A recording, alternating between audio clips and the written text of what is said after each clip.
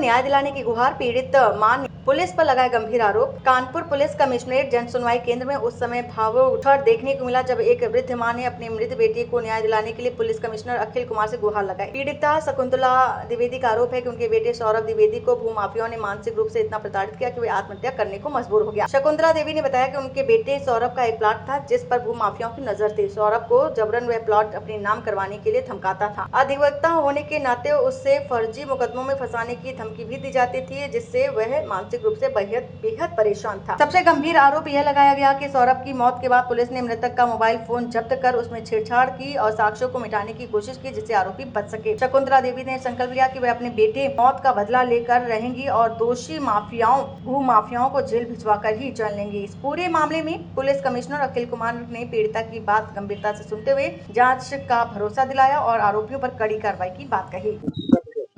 क्या नाम है? मेरे भाई का नाम सौरभ द्विवेदी है और मेरा नाम मोहित द्विवेदी है। मैं उनका छोटा भाई हूँ।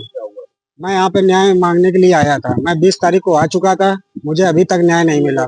कोई FIR कॉपी तक नहीं मिली। मामला मेरे भाई ने 836 का प्लाट का मामला था जो बर्रा थाने के अंतर्गत आता था। ठीक है, कुछ पार्टियां उसे 831 बताकर उसमें कब्जा कर चुकी थी। ठीक, उसमें किसान भी हताश होके खत्म हो चुका था और उसमें मेरे भैया भी हताश होके खत्म हो चुके। चारों तरफ भागते रहे, कहीं उनको कामयाबी नहीं मिली क्योंकि इतने बड़े वो भूमाफिया थे, कहीं उनकी सुनवाई नहीं हुई और हताश होकर काफी उनके भरे धमकी भरे फोन आते रहे। वो बर्रा थाने में भी जाते रहे, चौकी में भी जाते रहे, कहीं उनकी सुनवाई नहीं हुई। वो लोग बोल रहे थे ये जमीन मुझे पसंद आ गई है, अब आप ये जमीन छोड़ दीजिए। तो उन्होंने काफी जगह प्रयास किया लेकिन उनका कोई प्रयास उनके साथ नहीं रहा। 836 को उन्होंने 831 बनाकर 100 गज का प्लाट बेच दिया जिसमें 600 गज 836 में आती थी। उनके नाम भी नहीं था, कुछ भी नहीं, 100 गज उन्होंने बेच दिया। उनके पास पैसा आ गया। ये फतेहपुर के लोग हैं। ये जमीनें हाकिम सिंह, कंचन सिंह, सुरेंद्र सिंह और राघवेंद्र प्रताप सिंह और रवि सिंह और अर्चना सिंह, धीरेन्द्र सिंह, ये लोग जमीनें कब्जा करके जबरदस्ती उनको बेचते हैं।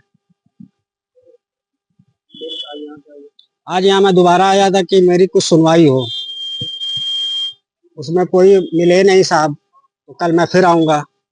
सरकार से क्या मांग करते हैं?